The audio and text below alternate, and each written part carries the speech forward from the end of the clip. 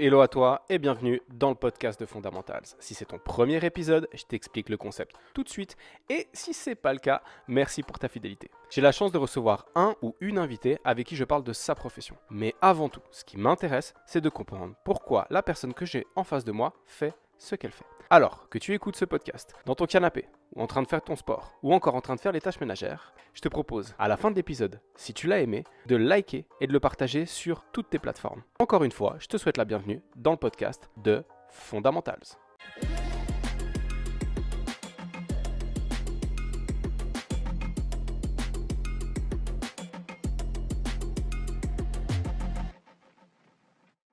Hello Manon, bienvenue dans le podcast. Salut Ken, comment tu vas? Bien et toi? Ouais, super. Cool. Content d'être là. Ouais, content aussi que tu sois là.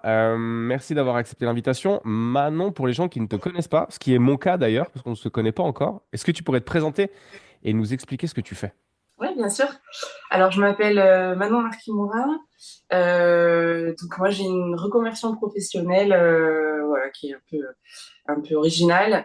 J'étais professeure des écoles dans l'éducation nationale. Ok, Donc, j'ai enseigné à Marseille. Là, j'habite actuellement à Pertuis, près d'Aix-en-Provence.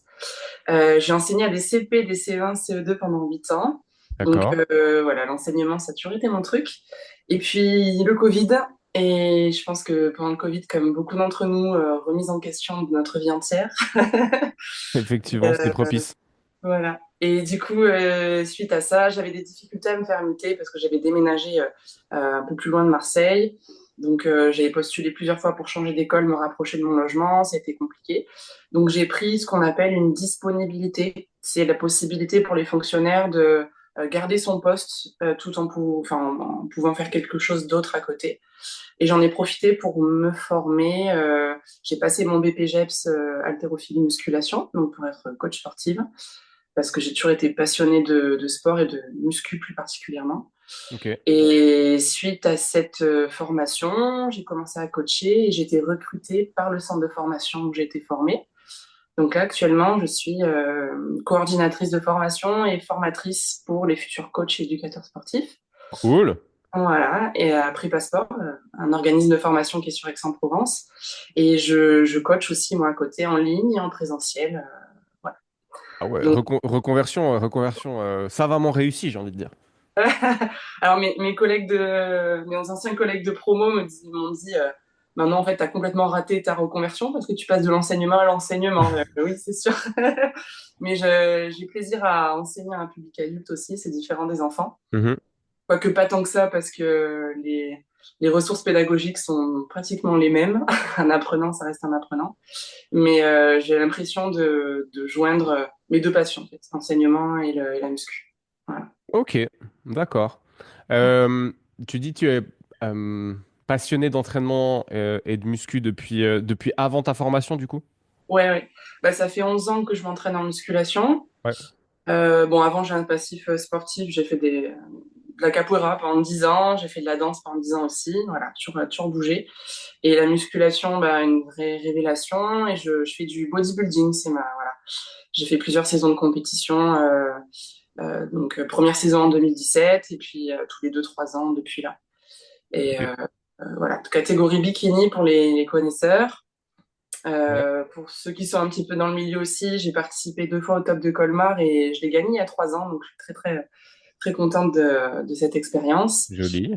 Et je suis actuellement en fédération NPC, donc voilà, c'est la fédération qui se développe le plus actuellement, qui a le plus d'athlètes et le plus de niveau. Voilà. Ok, d'accord. Dans le coaching, tu as une spécialité, quelque chose que tu fais plus volontiers que d'autres trucs? Bah, j'aime pas vraiment coacher pour le bodybuilding, Ok, j'avoue. c'est marrant, pourquoi? C'est très spécifique. Alors, je me suis auto-coachée moi pour une saison, puis j'ai eu des préparateurs sur d'autres saisons. Se coacher soi-même, déjà, c'est quelque chose. Coacher les autres, j'aime pas du tout là-dessus parce que, en fait, tu mets les gens en mauvaise santé. Parce que le bodybuilding, c'est tout sauf santé, hein. On a bon, même si moi, pour le coup, je suis athlète naturelle et Mhm. j'ai travaillé qu'avec des gens qui étaient naturels aussi. Mais malgré ça, on pousse le corps dans ses retranchements par une diète extrêmement basse en calories. et on abîme en fait, on abîme les corps, on abîme les métabolismes et je pense que je suis quand même assez empathique et voilà, d'arriver dans les extrêmes, j'ai du mal à faire subir ça aux autres. Moi-même, c'est une chose, mais les autres, j'ai du mal. Ok, Mm. mais pourtant ils sont volontaires. Enfin, tu vas pas aller chercher dans la rue. Et toi, viens, tu vas faire un concours de body. C'est clair.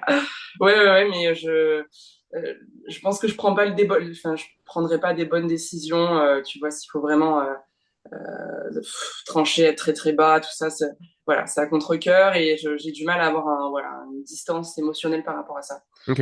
Donc, voilà, je laisse faire les gens qui savent faire ça Ouais, mieux ouais. que moi. Moi, j'aime bien mais le coaching côté plutôt esthétique et santé. Voilà, donc monsieur, madame, tout le monde, qui a envie de perdre du poids, qui a envie de prendre de la masse musculaire. J'ai un peu tous les âges, un peu tous les profils et je fais du conseil nutritionnel aussi dans le cadre du coaching sportif aussi. Voilà. Ok. Aujourd'hui, ta semaine de travail entre la coordination, entre les cours que tu donnes et les coachings que tu fais et la programmation à distance, ça ressemble un peu à quoi? J'ai une vingtaine d'heures de cours par semaine. Ok. Parce que j'interviens sur plusieurs formations. On a des BPGEPS et on a aussi des CQP, Ouais. instructeurs fitness. Nous, on a fait le choix, les CQP, de les placer le week-end. Donc, je peux donner des cours aussi le samedi et le dimanche. Et parmi ces heures de cours-là, sur tous mes créneaux libres, j'ai environ 2 demi-journées de coordination. Donc, ça va être tout ce qui est administratif. Je fais des visites de stage. J'organise les examens pour les étudiants, je recrute les formateurs, etc. Donc, c'est beaucoup de mails et d'appels téléphoniques. Et pour mes coachings privés, je les place en fin de journée, généralement après les heures de cours. On termine vers 16 heures. Donc, on va dire de 16 heures à 19 heures, ça va être sur les coachings en présentiel. Et tout ce qui est distanciel, j'ai un jour de bilan où je traite tous les retours des clients, je les appelle et voilà, Ok. j'analyse leurs données. Alors attends, je calcule. T'es pas à 35 heures par semaine là, non? Un peu plus. Mais j'ai la chance pendant les vacances scolaires, on a moins d'heures de cours au centre de formation Ok. parce que la plupart ils sont en stage, sur les stages multisports. Donc j'ai quand même des périodes un peu plus creuses. Juillet, août, c'est plutôt calme pour moi aussi parce que soit les formations sont terminées, soit ils sont en stage. Voilà, j'ai des grosses périodes de rush pour l'organisation des examens par exemple, et des Mhm. périodes où c'est un peu plus creux. J'en profite pour avancer sur d'autres projets. Voilà. Ok, d'accord. Du coup, t'es en salariat partiellement et puis de l'autre côté en micro-entreprise?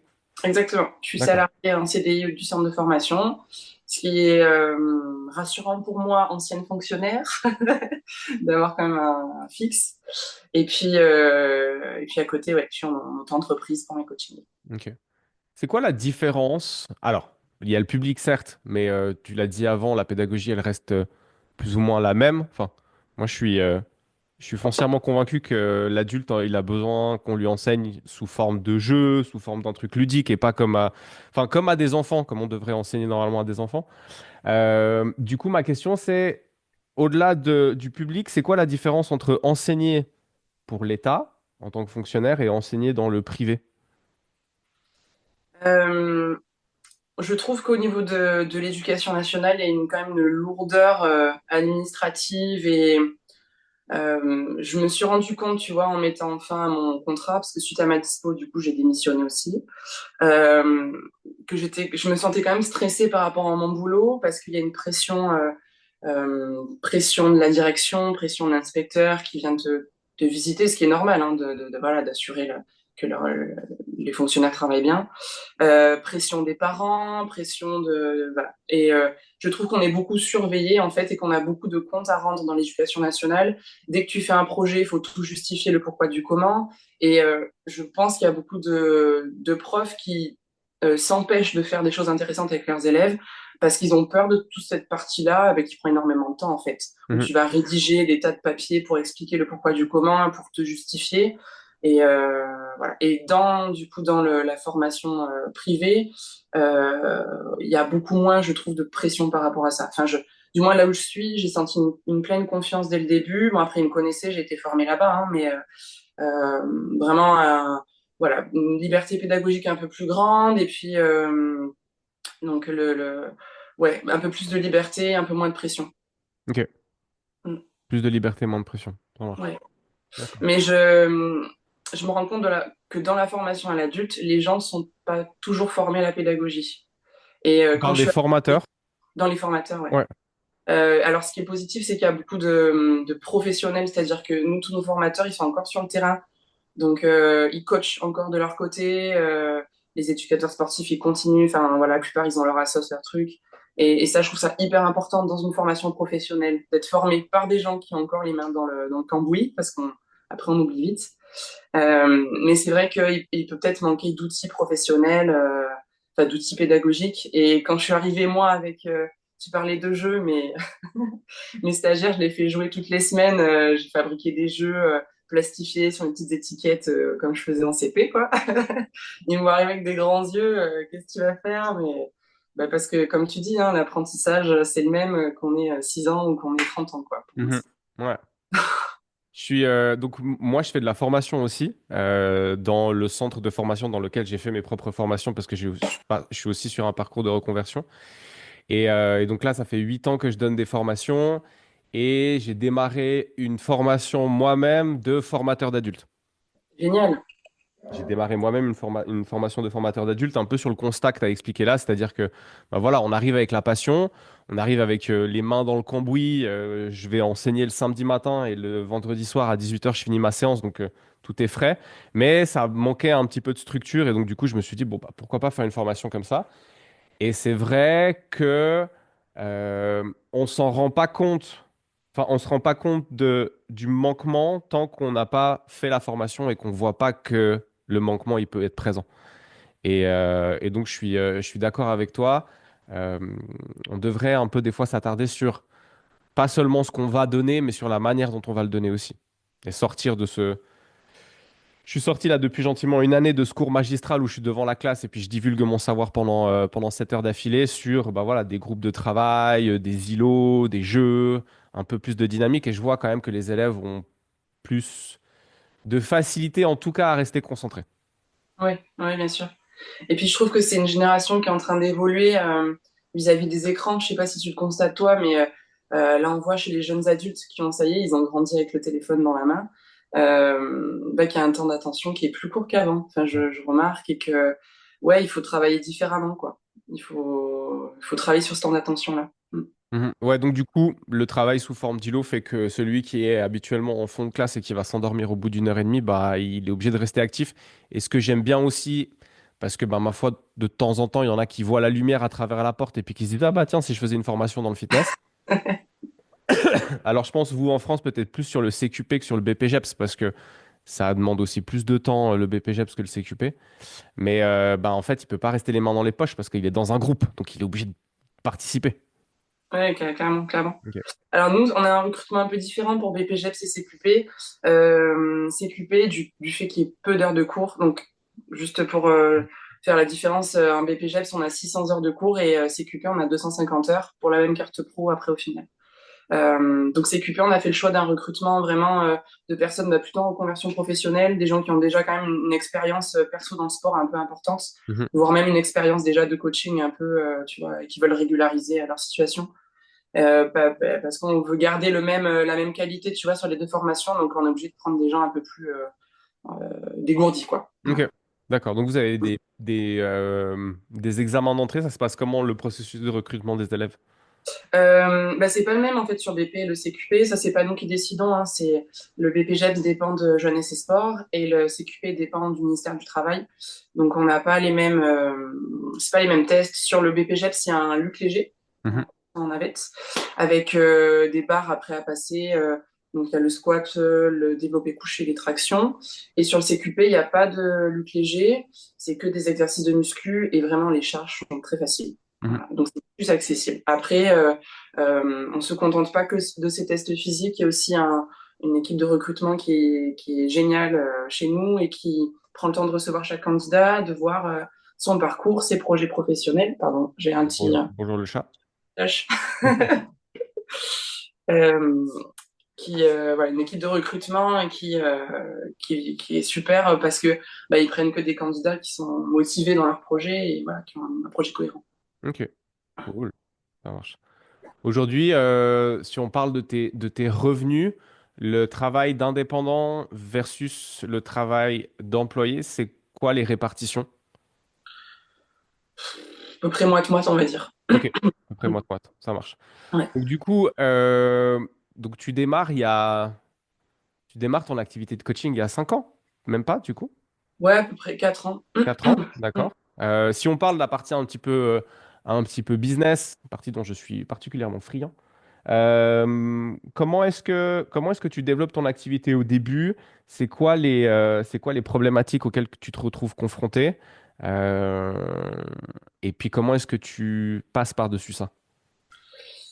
Euh, Bah, au début, quand on est fraîchement diplômé, on accepte un petit peu tout ce qui se présente à nous. Enfin, j'avais peur de refuser des occasions de bosser.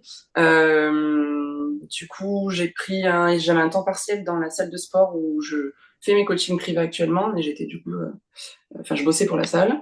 Donc, bah, ça fait travailler, voilà, 30 ans passés avec 2 licences et un master, on se retrouve à faire la fermeture de la salle, le ménage et compagnie. Mais bon, j'ai trouvé ça aussi intéressant de vraiment vivre pleinement le métier de coach sportif, sachant que après, voilà, j'allais donner des cours à des gens qui allaient faire ça tout le temps, ça fait partie du job. Euh, et je faisais beaucoup de coaching à domicile. Et ça, c'est quelque chose que je fais plus parce que bah, c'est hyper contraignant en fait. On se déplace, on porte son matériel. La cliente, elle habite au 5e étage sans ascenseur, on porte ses kettlebells jusqu'au 5e étage. Voilà, donc j'avais voilà beaucoup de coaching à domicile. Ces quelques heures là à la salle de sport. Le coaching en ligne qui commençait. Alors, je pensais qu'avec Instagram, ça allait être beaucoup Instagram, la ressource en fait de ces gens-là. Et en fait, il se trouve que ça a été plus des contacts de la salle de sport ou de la box de CrossFit dans laquelle je me suis entraînée. C'est-à-dire que les gens aiment bien, je pense, être accompagnés, même si quand c'est à distanciel, par quelqu'un qu'ils ont déjà vu. Tu Ouais. vois, ils t'ont pas forcément parlé, mais oui, ils t'ont vu t'entraîner, ils t'ont vu coacher de loin, et ça les rassure de voir, voilà, que c'est quelqu'un qu'ils connaissent. Donc ça a démarré plutôt comme ça, et puis voilà, après des personnes d'Instagram que je connais pas directement, après le bouche à oreille, les amis d'amis, tout ça. Ok. Donc les premiers clients que tu démarches pour le distance, bah, en fait c'est sur le terrain du présentiel. Et les premières personnes avec qui tu vas faire du coaching en présentiel, tu les trouves où? Ça a été ben, surtout des adhérents de la salle, Ok. de la salle de sport où j'ai bossé. Donc d'où l'intérêt aussi, tu vois, d'avoir bossé un petit peu là-bas, c'est que les gens t'identifient comme coach diplômé et que du coup ils font appel à toi. Je vais afficher mes tarifs, voilà, le patron était cool, j'avais tous mes Mhm. services qui étaient affichés dans la salle, donc les gens m'ont contacté comme ça. Ok. Donc selon toi, bon, après il y a la réponse dans la question, mais euh, ça fait sens. En tout cas pour moi, ça fait sens de travailler à un moment donné comme salarié, même si c'est à temps partiel dans une salle, avant de se mettre à son compte et idéalement dans cette salle-là aussi, parce que sinon ça n'a Ouais, pas trop de sens. ouais, bien sûr, bien sûr. Pour se faire connaître, c'est important, ouais. Mhm. Ok. Le premier coup dur auquel tu te retrouves confronté dans ce développement d'activité professionnelle, est-ce que tu t'en rappelles et c'était quoi et comment est-ce que tu es toujours là malgré ça? Premier coup dur. Euh, Bah, avant d'avoir enfin, plusieurs coordinations et quand même des heures de formation bien installées dans le centre de formation où je travaille, j'intervenais que ponctuellement sur certains cours et je me suis rendu compte qu'être que auto-entrepreneur, ça me convenait pas. Enfin, euh, c'était un trop gros gap de fonctionnaire à auto-entrepreneur, de pas savoir combien j'allais gagner tous les mois. Moi, je l'ai mal vécu, tu vois, ça m'a beaucoup stressé. Du coup, Mhm. j'ai sauté sur l'occasion quand on m'a proposé un CDI. Donc, voilà, cette différence de salaire de mois après mois, ça me... Et puis de voir, bah, c'est normal, il y a des périodes de creux aussi, hein, il y a des moments où les gens sont beaucoup moins intéressés par le coaching. Voilà, pendant l'été, tout le monde est en vacances, il y a moins de rentrée d'argent. Voilà, il y a des périodes, on sait, hein, où c'est plus ou moins, ça rentre plus ou moins. Et ça, ouais, je me suis rendu compte que ça me convenait pas. Ok. Parce que du coup, tu as fait ta reconversion à quel âge? 31 ans. Ok, d'accord. Ah, donc du coup, on a le même âge. T'es quoi, de 88? 89. 89. Alors, je suis un Ouais. tout petit peu plus vieux. Ok, ça marche. Quand tu te rends compte que les aléas financiers, c'est compliqué, est-ce que tu te poses à un moment et tu te dis, ouais, en fait, je vais arrêter? et du coup je vais retourner à l'éducation nationale, ou est-ce que tu dis, bah en fait non, je veux quand même continuer à faire ça et puis je vais trouver un job à côté pour créer de la stabilité? Bah, rapidement, en fait, le centre de formation m'a confié d'autres missions. Donc, je Ok, n'ai pas eu le temps de me poser la question. Je me suis dit, c'est, enfin, voilà, si j'ai l'assurance d'un fixe qui rentre, moi, ça me convient. Et je suis quand même restée en dispo 3 ans avec l'éducation nationale. Euh, ta dispo, enfin, la durée de la dispo est déterminée par la raison pour laquelle tu vas demander. ok. Tu as des disponibilités, je sais pas, pour élever un jeune enfant, disponibilité pour soigner un parent malade, disponibilité je sais plus comment ils appellent ça, mais en gros de confort, tu vois. Et moi, j'étais dans le cas où c'était juste de confort parce que j'avais pas de raison particulière et c'est 3 ans maxi. Voilà. Ok. Donc, je fais tirer la durée pour moi, plus pour me rassurer en me disant j'ai toujours la possibilité de, mais au fond de moi, je savais que j'y retournerais pas, hein. Mhm. J'y retournerais. Ok, d'accord. En termes de tarifs, aujourd'hui, donc toi, tu es dans le sud. Comment est-ce que ça se chiffre ton coaching en présentiel, ton coaching à distance? Qu'est-ce qui est inclus dans ce que les gens paient pour qu'on ait un peu un ordre d'idée? Alors, moi, je suis pas chère. Je suis pas chère. Enfin, je pense qu'en ligne, je suis dans les prix du marché. En présentiel, je suis pas chère. C'est pas parce que c'est pas un truc que je veux vraiment développer. Ouais.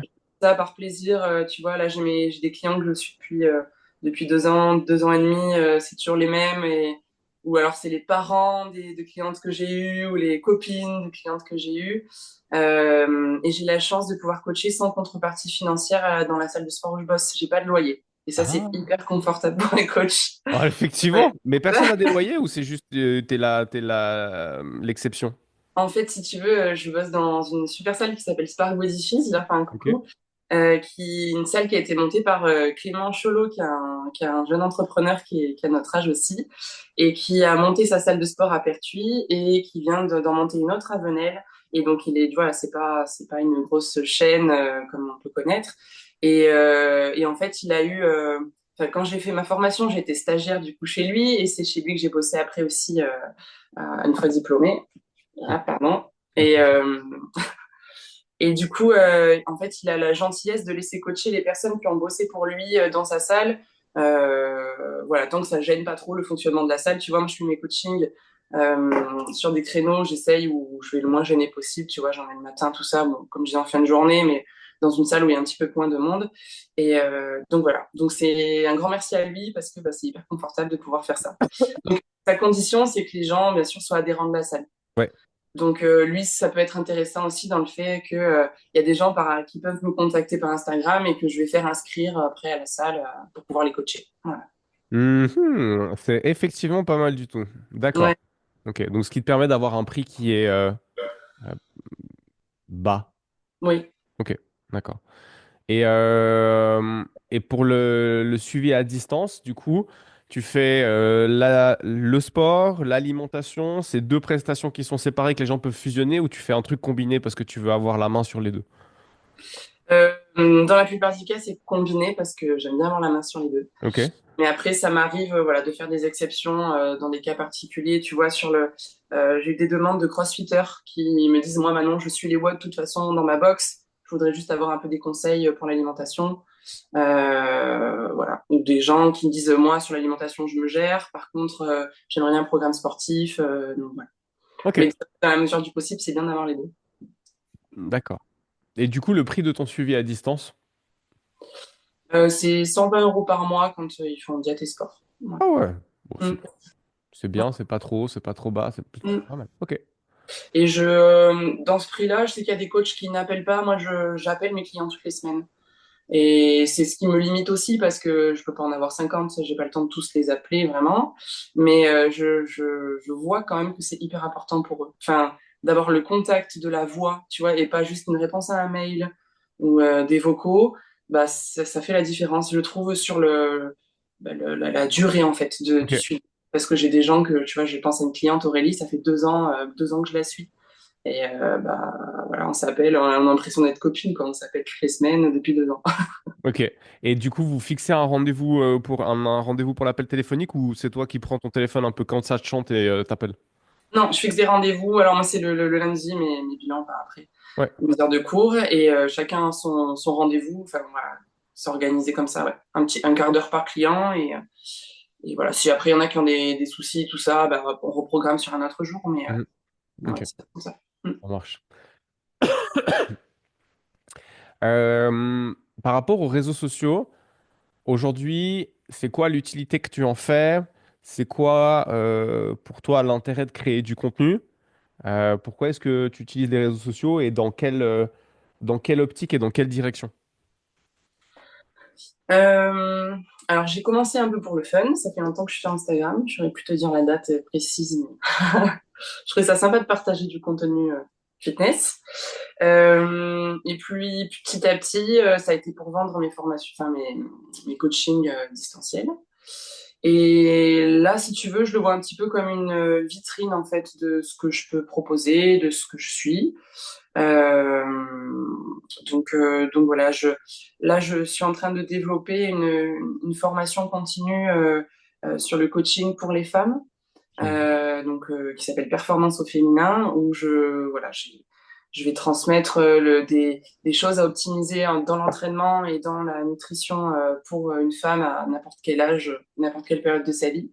Et du coup, j'essaye de faire du contenu un peu par rapport à ça pour faire un peu la promo de ma formation. Et voilà, j'ai aussi vraiment plaisir à partager. Bon, parfois l'algorithme me rend un peu fou parce que il y a des choses, on est persuadé que ça va marcher, on s'investit beaucoup, ça marche pas forcément. Mais, euh, mais je me dis, en fait, maintenant, tant pis si ça explose pas. En fait, il y a des personnes qui sont abonnées et qui apprécient ce contenu, qui me font des retours positifs. Je me dis, si ça a pu aider quelques personnes, tu vois, un petit conseil pour l'entraînement, ça a pu aider quelques-uns, bah voilà, c'est toujours ça de prix. Et maintenant, je mets moins la pression par rapport à ça qu'au début. C'est bien. Mm. Je pense on doit effectivement faire ça. J'ai le sentiment que si tu essayes de faire tout le temps le jeu de l'algo, en fait, c'est un job en soi. Ah, complètement. C'est un job en soi. Et j'ai regardé, je pense que tu l'as vu, la morning routine qui fait le buzz là actuellement avec le mec qui se plonge la tête dans son saladier et qui fait son jump dans la piscine et puis il commence à sauter à 4,01 puis il reste pendant 4 minutes en l'air au moment où il rentre dans l'eau. Et j'ai regardé une vidéo de Nash Befit qui décryptait en fait cette vidéo-là et qui expliquait que ben, beaucoup de gens critiquent la vidéo de ce mec, mais qu'en fait c'est une masterclass en termes de création de contenu parce que le gars a mis dans cette vidéo tous les éléments pour que ça fasse le buzz. Ok. Et donc, en fait, les insights de incohérence au niveau du temps, enfin, tout ce qu'il fait est fait volontairement pour que les gens s'arrêtent, les gens regardent, les gens critiquent, les gens ci, les gens ça. Ouais. Mais je- il y a un truc bizarre quand je pense à ça, et je sais pas si des fois ça te fait le même sentiment, mais je me dis, si tu es obligé de faire des trucs faux pour que ça buzz, c'est qu'à un moment donné, c'est pas logique. Mais tu sais, moi, je me suis fait la réflexion par rapport aux exercices de musculation qui sont partagés sur les réseaux et comment ça peut biaiser bah, ce qu'est la musculation. C'est qu'en fait, euh, pour progresser en hypertrophie ou même en force, on est tous d'accord pour dire qu'il y a certains exercices de base qui sont efficaces. Alors certes, à adapter selon les morphologies, mais que ces exercices-là, il suffit d'appliquer une surcharge progressive bien construite en fonction de ton mode de vie, ta récupération, machin, pour être sûr de progresser. Et je pense que c'est comme ça que la plupart des gens fonctionnent. Moi, c'est comme ça que je fais depuis 11 ans. J'ai toujours les mêmes exercices. J'ai des petites variantes de temps en temps pour le fun, mais mes entraînements sont chiants, en fait, parce que c'est la même chose depuis 10 ans. Et en fait, sur Insta, si tu proposes ça, ben, les gens vont dire ouais, bah le squat, merci, je l'ai vu 10 fois, enfin je l'ai vu 100 000 fois. Ouais, le hip thrust, ok, merci, on a compris. Et du coup, t'es obligé, enfin je pense que ceux qui partagent du contenu sont obligés de proposer toujours du fun, toujours du différent. Donc on va chercher la variante de l'exo, la technique d'intensification qui sort, mais sauf qu'à force de faire trop original, on propose des trucs qui ont plus aucun sens. Donc on a l'impression que c'est ce qui est efficace, alors que pas du tout. Mais c'est juste pour plaire, enfin que le contenu accroche, les gens enregistrent, voilà. Du coup, ça devient n'importe quoi. Mhm. Ouais, moi je le vois en salle. Je le vois en salle. Bah maintenant, je suis un ancien, donc je vois la nouvelle génération de fiteux et de fiteuses qui arrivent, qui ont. Alors, je sais pas si toi, tu observes le même phénomène, mais moi, dans le club dans lequel je bosse, qui est une grosse salle, c'est 2000 mètres carrés de surface. Des fois, c'est jusqu'à 1000 passages par jour. Donc, ça fait vraiment du monde. Et en fait, dès 16h, 16h30, la moyenne d'âge sur le plateau musculation, c'est, je sais pas, 17 ans et demi, 18 ans.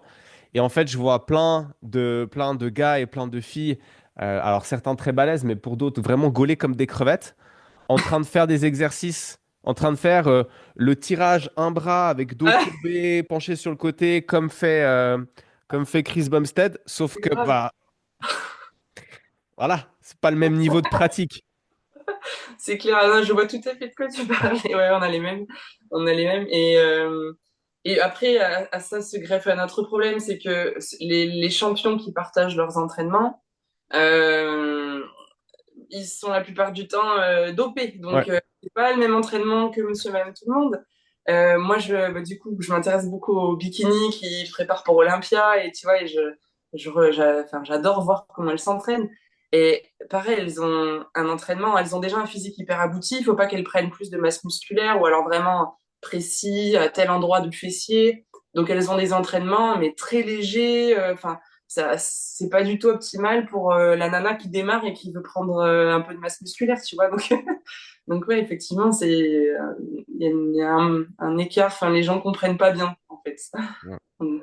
Et ça, c'est dans le meilleur des cas, parce que l'autre jour, j'étais en train de me changer et j'écoutais deux gars qui devaient avoir 15, 16 ans, en train de parler de produits dopants et de cycles, et parler de produits dopants dont je n'avais jamais entendu parler.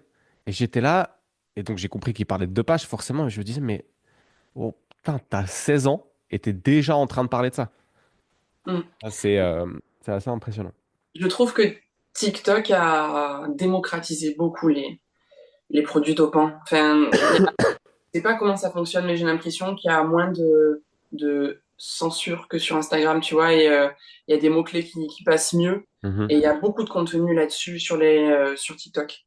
Et du contenu très éducatif. Tu vois, par exemple, j'ai mon préparateur qui m'a préparé pour mes dernières compètes, Red Skull Training, qui fait beaucoup de vidéos éducatives à ce sujet. Donc, il présente le produit et il te dit, en gros, les risques pour ta santé, et c'est vraiment très bien fait. Et tu as aussi des gens qui font la promotion de ces produits, quoi. Qui disent, c'est génial, je prends ci, regardez mon physique, dans telle dose. Et ça, je trouve que du coup, ça devient banal Ouais. pour les jeunes, hein, qui ont ça, qui bouffent ça toute la journée sur leur TikTok. Ouais. C'est peut-être pour ça que j'ai pas encore commencé à me charger, c'est parce que je vais pas sur TikTok. Voilà, elle est là la raison. Je viens de comprendre. Magnifique. Ok. Ah, c'est un monde à part, hein. Ouais, non, mais TikTok, bon, mon cerveau a pas réussi à craquer. C'était pas possible. Euh, Parle-moi un peu de ta formation. Ouais, alors ma formation, pour l'instant, on a deux sessions programmées. On a une session le 17-18 mai, une session en juillet, mi-juillet. Performance au féminin. Donc, ça va être 2 jours de formation, du coup, sur Aix-en-Provence pour donner des outils, pour comprendre déjà les différences morphologiques, physiologiques, psychologiques et culturelles entre les hommes et les femmes, et pour tirer profit de ces différences-là, en fait, dans l'entraînement et dans la diététique, Mhm. pour des femmes qui ont un cycle menstruel, pour des femmes qui sont enceintes, en postpartum, et pour des femmes ménopausées. Ok. Donc, c'est donner des outils théoriques et des outils vraiment plus concrets. On va s'entraîner ici ensemble pour pouvoir prendre en charge ces femmes-là. Donc, du coup, c'est à destination des coachs sportifs et préparateurs physiques qui s'occupent d'un public féminin ou alors de sportives qui veulent mieux se connaître pour mieux s'entraîner. D'accord. Si on prend la femme qui est euh, donc pas en pas en péripartum, pas non plus en pré ou en post-ménopause, mais qui est ben voilà dans sa vie normale, on va dire ça comme ça. Je sais pas si c'est très élégant comme je viens de dire ça, mais parce qu'être enceinte c'est aussi normal. Bref, une femme Forme qui n'est qui est pas réglée, qui est voilà qui est réglée. réglée. Comme ce serait quoi deux choses, deux points importants sur l'alimentation et sur l'entraînement où il faudrait être vigilant et les spécificités que ça amènerait en termes de conseils et de mise en situation? Alors, il y a un peu une mode qui se partage beaucoup sur les réseaux, qui est une vraie problématique, hein. Est-ce qu'il faut s'entraîner selon son cycle menstruel ou pas?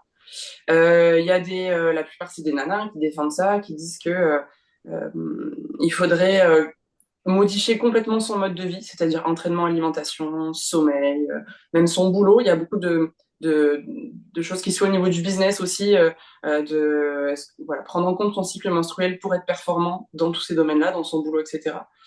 Euh, et ça, je nuance un petit peu ça en disant qu'il y a des femmes pour qui il va y avoir des grosses différences selon les phases de leur cycle, où il y a une phase où elles vont avoir beaucoup d'énergie et une phase beaucoup moins, une phase où elles vont avoir une grande confiance en elles et une phase beaucoup moins aussi. Donc à ce moment-là, je pense qu'il faut prendre ça en compte pour les entraînements et pour la diète.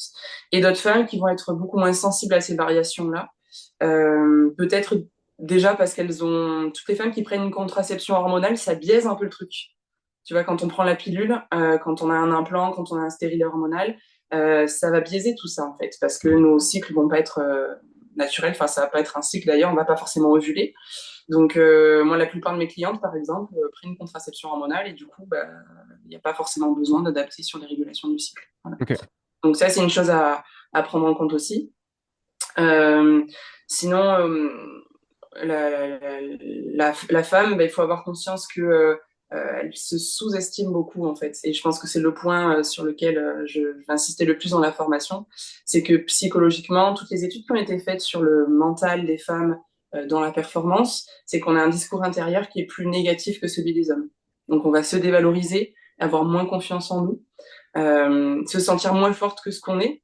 Et ce que j'ai envie, voilà, le message que je veux faire passer, c'est que certes, il y a des différences physiologiques avec les hommes, certes. Donc, on estime qu'il y a en moyenne sur toutes les disciplines olympiques Mhm. 10% de différence entre les hommes et les femmes. En Déjà, termes 10% de performance, tu dis? en termes de performance. Déjà, je trouve ça peu, tu Ouais, vois. c'est pas tant que ça. Alors, ça m'étonne pas. Foncièrement, ça m'étonne pas, mais c'est cool que ce soit chiffré et que cette différence, elle soit bah, aussi petite, entre guillemets. Ouais. Et alors, bien sûr, ça va dépendre des disciplines. Quand on est sur des sports de force, on est plus autour des 30%. Tu vois, Mhm. en haltéro, c'est 30%, par exemple. Bah, parce qu'on a une répartition de types de fibres différentes, on n'a pas le même système nerveux, on n'a pas la même masse musculaire, pas les mêmes hormones, etc. Mhm. Pas la même répartition. Mais voilà, pour dire, donner passer le mot aux femmes que elles sont fortes et qu'il faut pas se sous-estimer et il faut y aller. Et l'importance de la musculation pour toutes les périodes de la vie. Bah, je prêche pour ma paroisse, mais c'est voilà, musculation. Faut pas penser que en termes de prise de masse musculaire, on va aussi densifier les os, on va aussi réguler les hormones, on va voilà, améliorer son sommeil. Il y a énormément de bienfaits là-dessus. Et moi, je souhaiterais pas vider les cours collectifs, tu vois, mais la plupart des nanas, on les retrouve en Les sport. chaînes de fitness, les chaînes de fitness généralistes, les 1000 sans PLS. C'est un peu ça. Non, c'est génial. Je me dis, c'est génial de faire bouger les gens. Tu vois, Ouais, mais je suis d'accord avec toi et je pense que c'est une distinction, mais c'est parce que nous, on est dans ce domaine-là et puis que je pense qu'on est un peu des geeks de l'entraînement, mais moi, je fais une distinction forte entre faire bouger les gens et entraîner les gens. Hum, Et c'est vrai que les cours co, bah, c'est cool parce que ça fait bouger les gens. Et je pense que c'est une première porte d'entrée parce que tu as ce côté ludique et tu as ce côté fun. Enfin, voilà, et là, je te rejoins aussi. Bon, moi, j'adore m'entraîner, mais c'est vrai que je pense de l'extérieur, quand je suis avec mon casque ou mes écouteurs et que je suis en face de ma barre et que je reste en face de cette barre pendant 25 minutes à la soulever, c'est pas, enfin, de l'extérieur, ça n'a pas l'air hyper ludique. Ouais, si, je pense que c'est un cap à passer. Euh, et le problème, c'est que ouais, les femmes ont besoin en fait de soulever des barres et on les retrouve soit dans les cours collectifs comme on dit, soit au cardio sur les plateaux muscu. Les femmes, elles sont à l'elliptique et aux escaliers, tu vois. Mhm. Et alors certes, ça commence à arriver, je trouve. Ça, c'est le bon côté des réseaux, c'est qu'il y a des petits nanas qui commencent à oser investir un plateau muscu, mais c'est pas évident, ouais. Ouais, nous, on en a pas mal. Dans Mm. le club dans lequel je suis le plus souvent, ça pousse et ça pousse bien. C'est Donc, bien. ça, c'est assez cool. Après, bah, là, il y a une transition, mais qui est une transition, je pense, un effet de mode avec l'Irox, où Mm. bah, voilà, les gens, certains et certaines ont un peu déserté le plateau de muscu pour faire du conditioning à l'Irox.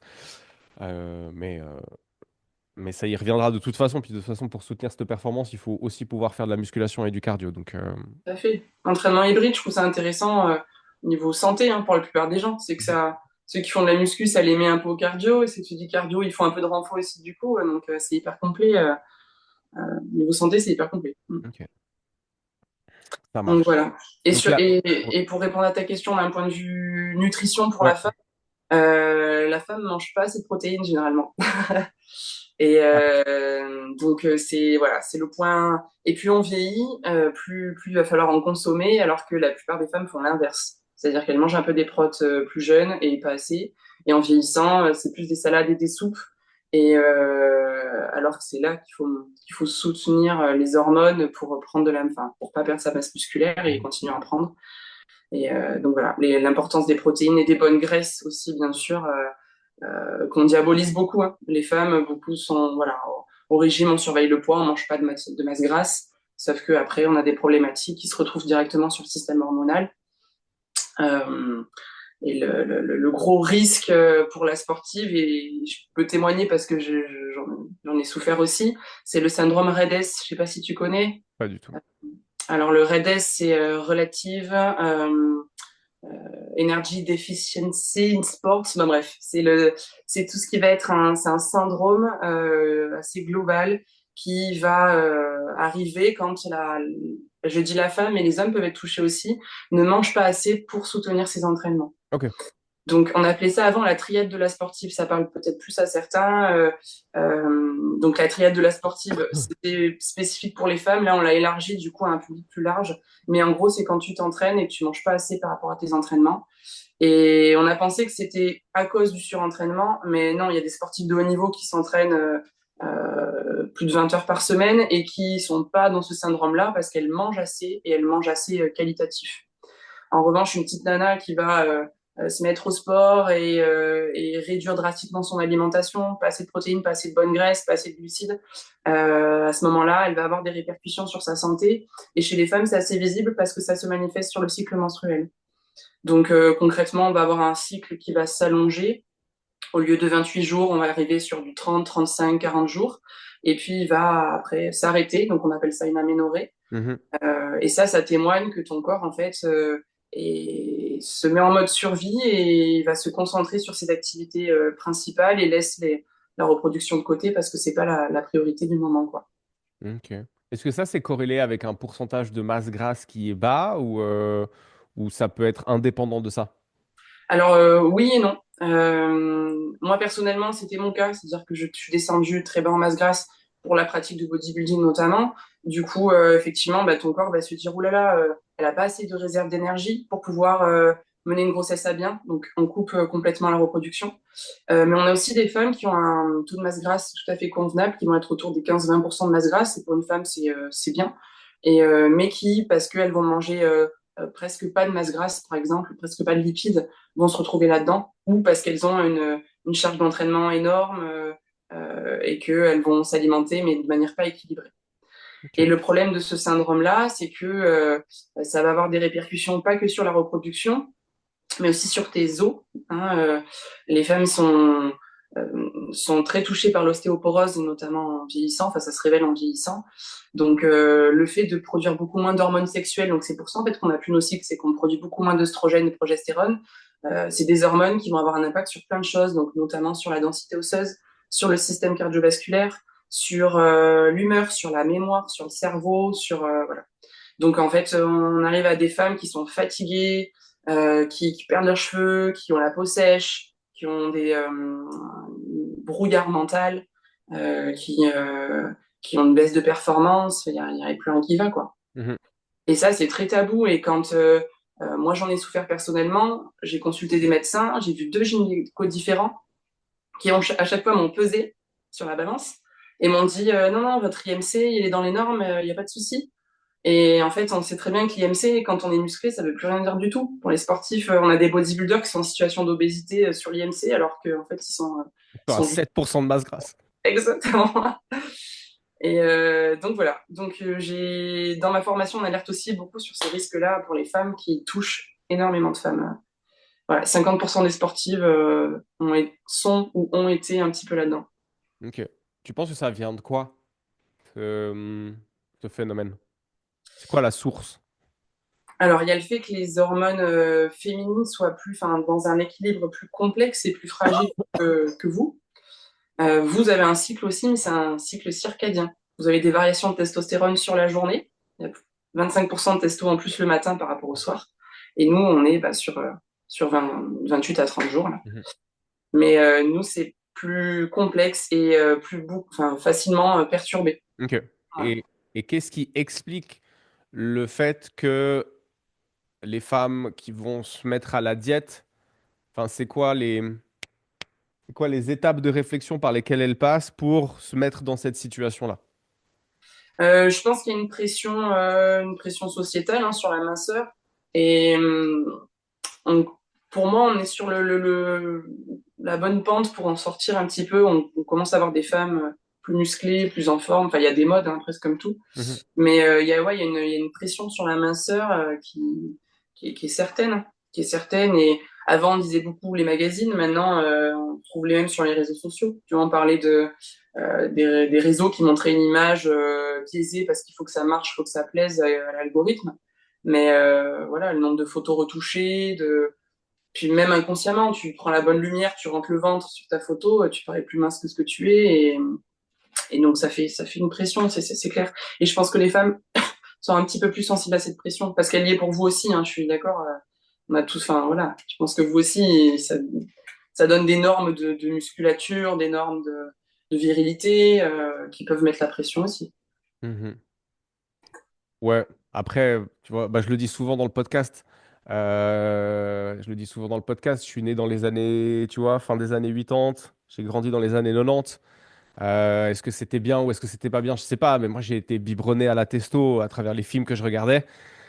Ah, j'ai pas attendu Instagram pour être inspiré par des gars qui étaient ultra tankés. Mais Et oui, super-héros, ouais, ouais, mais alors oui, jeune, ça me mettait la pression. Maintenant moins, beaucoup moins, beaucoup, beaucoup moins. ouais, Aujourd'hui, mais parce qu'aussi je pense aussi à travers le fait de faire ce métier, connais aussi l'envers du décor et tu sais que c'est pas tout le temps la réalité. Ça reste quand même qu'on se fait quand même un peu matrixer, même si on n'a pas envie. bien sûr, bien sûr. Donc, J'aime beaucoup, tu vois, j'avais lu un bouquin de Mona Chollet, c'est une écrivaine un peu féministe, mais qui a écrit des trucs pas mal. Beauté fatale, c'est un de ses bouquins où elle explique, enfin, elle parle beaucoup des normes de minceur et de beauté pour les femmes. Et il y a un concept que j'aime bien, c'est que en, la femme, donc, elle est beaucoup dans la minceur et comme si elle devait disparaître, du coup, tu vois, de mhm, plus en plus mince, et tu occupes de moins en moins d'espace et on te voit de moins en moins, tu vois. Et c'est pour ça que j'aime bien aussi la muscu parce que ben on prend plus de place. Tu prends du muscle, tu prends de la place, tu oses t'affirmer sur le plateau, tu prends confiance en toi, tu oses parler, tu oses être là, tu vois. Voilà. mhm. C'est très Donc je bien. trouve que le sport c'est un outil puissant pour l'émancipation des femmes entre guillemets, tu vois. C'est pour s'assumer, assumer son corps, pour reprendre le contrôle, pour oser être là. Mhm. Il faut, c'est Mm. important. C'est très important. Mais je pense que ça fait je pense que ça fait très peur aux hommes. Et d'ailleurs, c'est pour ça que je pense le mouvement masculiniste, qui est, je pense, un des trucs les plus stupides inventés sur ces 10 dernières années, a vu le jour. C'est parce que je pense en fait que les hommes ont peur que vous repreniez les droits qui sont les vôtres et que du coup vous nous fassiez payer ce qui a été fait avant. Et donc, je pense que c'est pour ça que ces trous de balles essaient de crier plus fort que tout le monde pour faire du bruit. Mais non, c'est très bien. Et je pense que ça leur fait peur aussi parce qu'on va se faire déboîter, quoi. Parce qu'on va se faire déboîter. Après, après, je comprends, il y a des féministes assez vénères, tu vois, et il y a toujours eu, tu vois, Mhm. et je pense que il en faut aussi parce que parfois il faut être un peu extrême pour faire avancer les choses, tu vois. Clairement. Oui, Mais oui. mais je comprends que ça puisse faire peur à certains. Et moi, dans mon approche féministe, entre guillemets, enfin, je me sens pas du tout en concurrence avec les hommes. Et tu vois, j'avais fait une première vidéo sur Insta en parlant de ce sujet, différence de performance homme-femme 10%. Mais j'ai eu des retours de mecs, mais 10%, tu dis n'importe quoi, tu vois, sans chercher à comprendre. J'ai expliqué que c'était une moyenne sur différentes disciplines. Non, on est plus fort. Mais exactement, c'était, mais non, j'ai pas 10% de différence avec ma copine. Genre, en fait, je te parle pas de ton cas perso, là. C'est une moyenne sur les disciplines olympiques depuis plusieurs années, voilà. Espèce Et, de et, teubé. et ils se sentent menacés alors que, enfin, moi, j'adore m'entraîner avec des hommes. D'ailleurs, je préfère m'entraîner avec les hommes qu'avec des femmes parce que Ouais. je trouve qu'ils sont plus déter. Bah, j'ai toujours, voilà, la capoeira, c'était avec des mecs.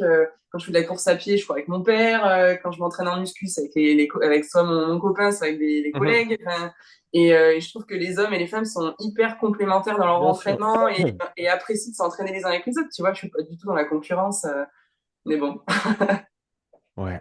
Mais ça, je pense que ça dénote un grand manque de confiance en soi. Et juste, je pense, une peur de petit garçon qu'on vienne prendre son jouet et qu'on lui le confie. Ouais, c'est un peu Euh, ça. mais C'est ok. bien décrit. Aujourd'hui, une valeur qui est importante pour toi et qui est satisfaite à travers tout ce que tu fais comme activité, tu dirais que c'est quoi? Euh, le travail. Ok. Le travail. Je suis quelqu'un qui est plutôt discipliné dans ce que je fais. Tu vois, le bodybuilding, de toute façon, faut l'être, sinon ça marche pas. Certains diront psychorigide. Mhm. Ouais, je pense. D'autres diront discipliné, on le voit comme on veut.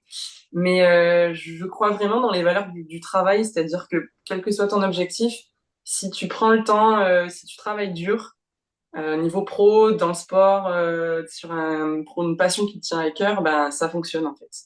Le sport pour moi je mets ça tellement en valeur. Euh, Moi j'aime paraître musclé parce que je me dis le travail se voit sur mon corps, tu vois. Et j'ai envie de transmettre ça bah, à mes étudiants déjà, de leur dire bah ouais, ouais, ça paraît compliqué la physio, ça paraît compliqué la natte, mais si tu travailles, si tu as envie, si tu passes du temps, bah, ça fonctionne, tu vas avoir ton diplôme. Comme avec les personnes que je coach en disant bah ouais, tu pars de loin, bah c'est pas grave, si tu es régulier, si tu te donnes à chaque entraînement, bah tu progresses et il y a que le boulot en fait qui fonctionne. C'est vrai. Faut Mm. travailler. Faut travailler. Euh, Et du coup, dans ce travail, c'est quoi le revers de la médaille pour toi? Dans cette valeur, tu veux dire, ou Non, dans... non, je dis, bah, tu parles de la valeur de travail, mais du coup, je Ouais. prends le travail dans ton travail, dans tes activités aujourd'hui. Tu dirais que c'est quoi le revers de la médaille de tout ce que tu fais? Il Euh, y en a un. ouais, ouais. Ben, tu l'as dit un peu tout à l'heure, hein, mais quand tu as plusieurs activités, c'est dur déjà d'accorder de la place à chacune. Et je te culpabilise toujours par rapport à un domaine, tu vois. Quand je vais beaucoup travailler sur ma coordination de formation, je vais avoir le souci, de me dire merde, j'ai pas fait le programme d'un tel, faut que je check, tu vois, plutôt sur le suivi en ligne.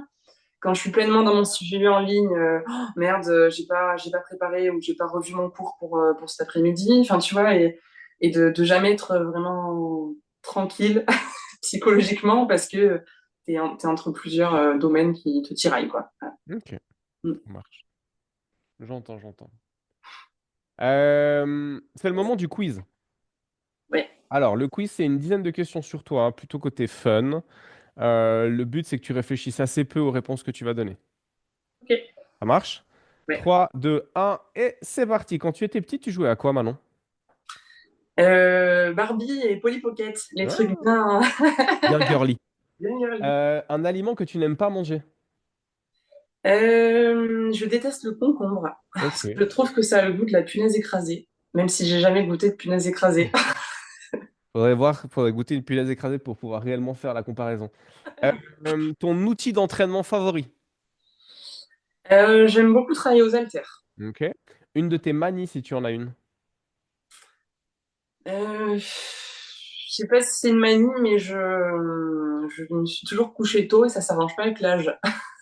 Comme une vieille. Ok. Mais ça veut dire quelle heure?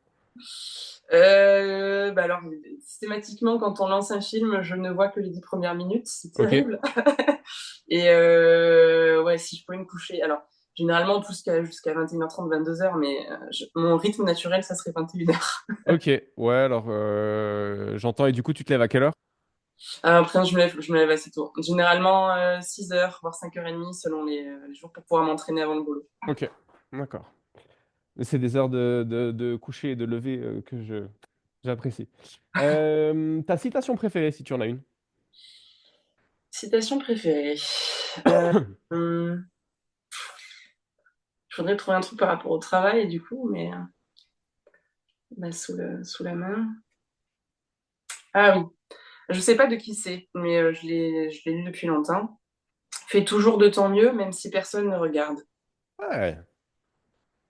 Ouais. Mm. Oui. Oui. Oui. Oui. C'est un truc que je disais à mes élèves de CP Ouais. déjà, et je continue à être dans cette C'est optique-là. toujours de ton mieux, même si personne ne te regarde. Je Mm. comprends. Tu dis des gros mots?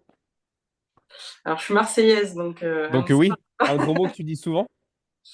bah, les Marseillais disent beaucoup putain. Ok. Oh putain. Putain. Bon, alors même si tu regardes, c'est quoi les 10 premières minutes de ton film préféré? C'est un peu cucu, mais j'adore le fabuleux destin d'Amélie Poulain. Ok. Euh, Jean-Pierre Jeunet. ton plat préféré, du coup? Euh, alors, c'est la pizza, mais c'est pas n'importe quelle pizza. C'est la pizza napolitaine, tu sais, avec la pâte très aérée. Oui. Et avec la burrata et la roquette posées après cuisson. Voilà. Bon choix, bon choix. Ouais. Ce que tu aimes le moins dans ton job? Ah, tout ce qui est compta, enfin administratif, quoi. Ok. Mm. Tu écoutes de la musique? Alors, j'en écoute pas souvent, mais j'en écoute pour m'entraîner. Ok. Et c'est quoi la chanson qui tourne actuellement dans ton casque quand tu t'entraînes? Alors, j'avais fait un festival il y a 2-3 ans et j'ai découvert Nilix. Donc, c'est un gars qui fait de l'électro un peu boom boom. Ok. Et j'aime bien pour m'entraîner, ça sonne bien. D'accord. Si tu voulais partager un repas avec quelqu'un qui est ou quelqu'un qui n'est plus, quelqu'un de réel ou quelqu'un de fictif, ce serait qui? Euh, Bonne question. Peut-être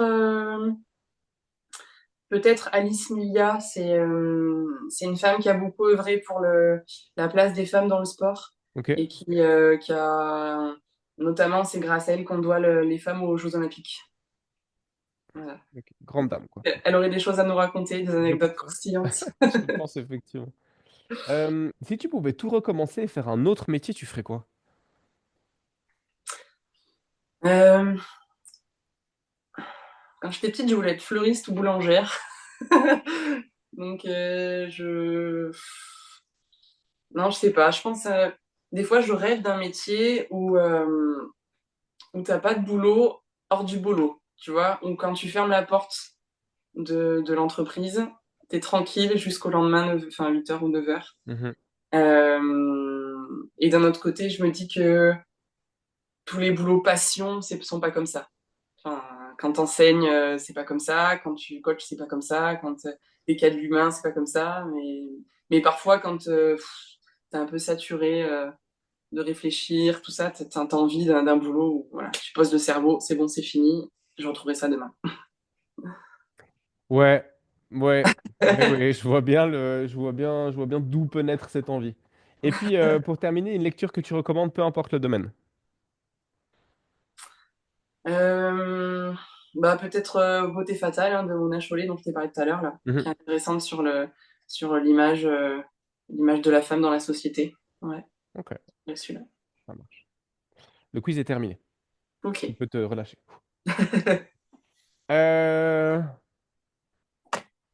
La Manon d'aujourd'hui peut aller discuter avec la Manon qui va démarrer sa formation, donc qui a pris sa disponibilité avec l'éducation nationale. Et tu vas commencer ta formation. Tu te dis quoi à toi-même? Euh, c'est le bon choix, c'est le bon choix, euh, et c'est pas un caprice. T'inquiète, c'est pas ce que tu es en train de faire, c'est pas juste un kiff, c'est pas un caprice.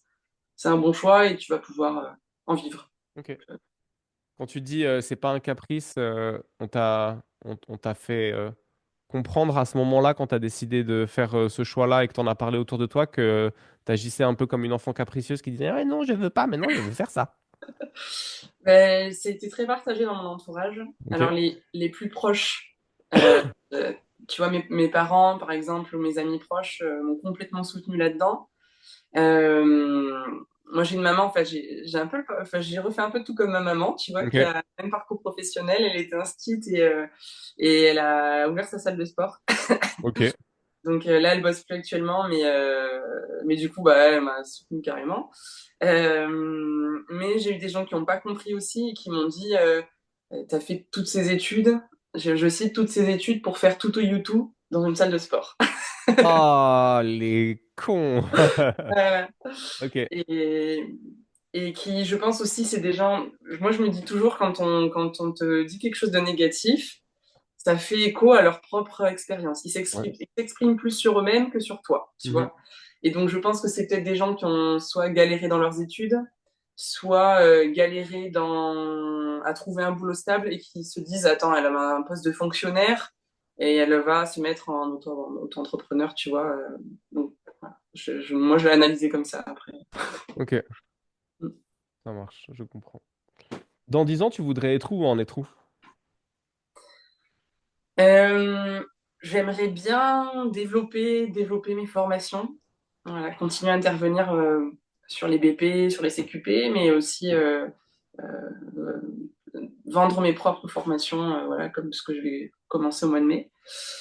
Euh, et puis, bah, avoir une maison, voilà, c'est le projet actuel. On est en train de se préparer avec mon compagnon. Génial, beau projet.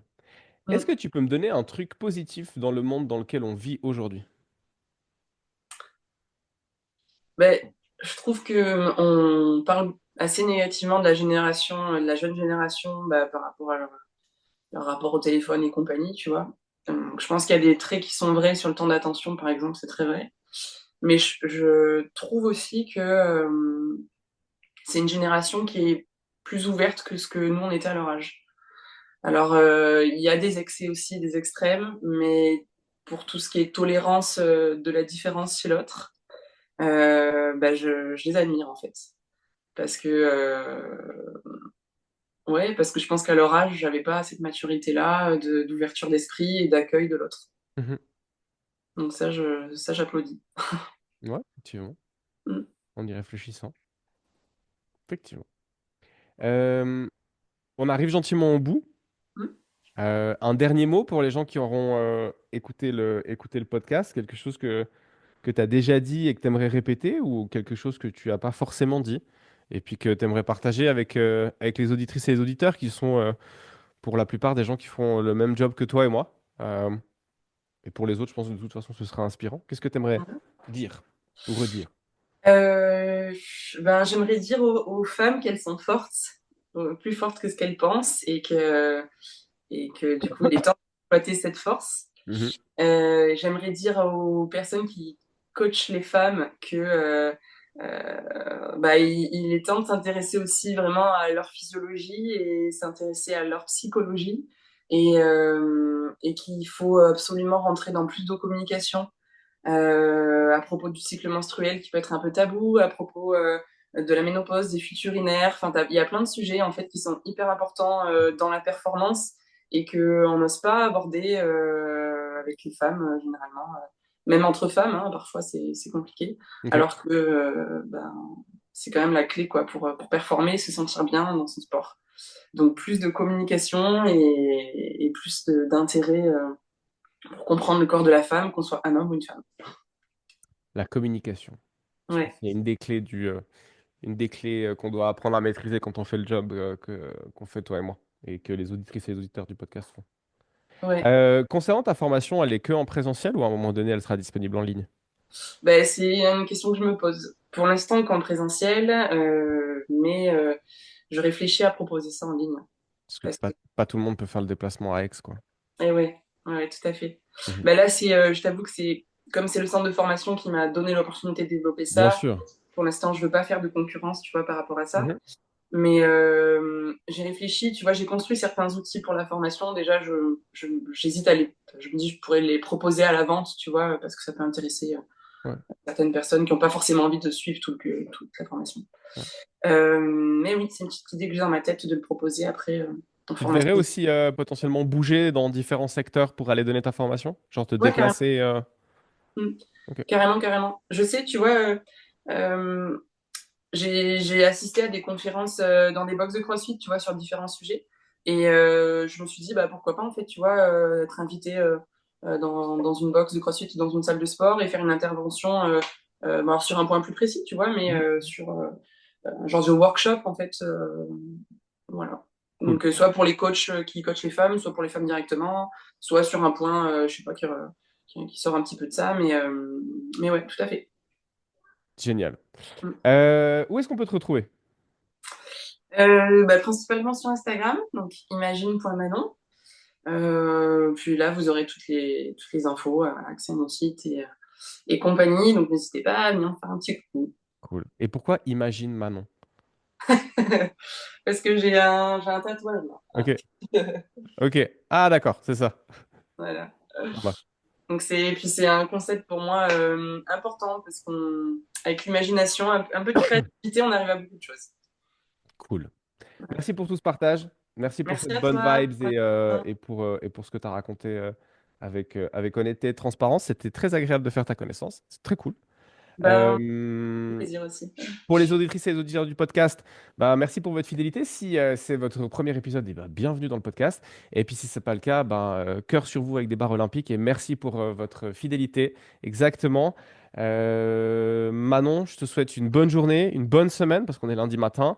On s'entendra prochainement, j'espère. Et puis pour les auditrices et les auditeurs du podcast, je vous souhaite aussi une bonne suite de journée ou une bonne soirée, une bonne nuit. Je ne sais pas quand est-ce que vous écouterez cet épisode. Et je vous dis à très bientôt pour un nouvel épisode du podcast. Allez, ciao tout le monde. Ciao Manon. Bah, sérieux.